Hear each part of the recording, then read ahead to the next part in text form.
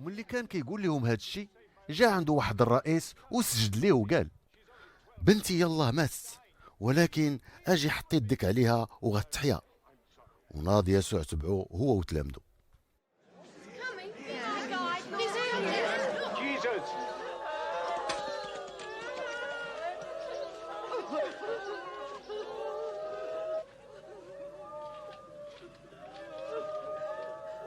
وملي وصل يسوع لدار الرئيس وشاف اللي كينوحوا بالليرة والجماعة الناس دايرين الصداع، قال لهم: خرجوا من هنا، البنت ما ماتتش، راه غير ناعسة.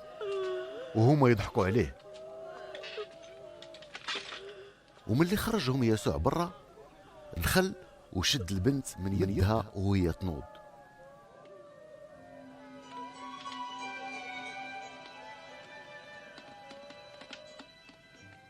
وداعت الخبار في ديك الجواه كلها.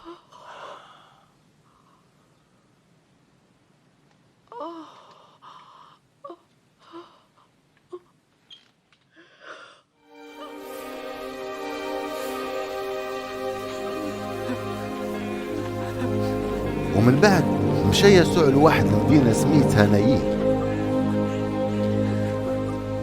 ومن قرب الباب المدينة لقى واحد الميت مخرجينه الناس، هو اللي كان عند امه اللي كانت هجالة، وكانت معها جماعة كبيرة من الناس من المدينة.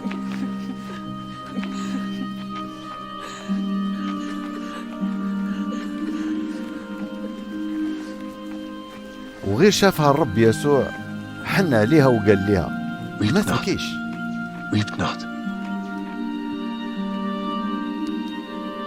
وقرب حدا النعش ومسو.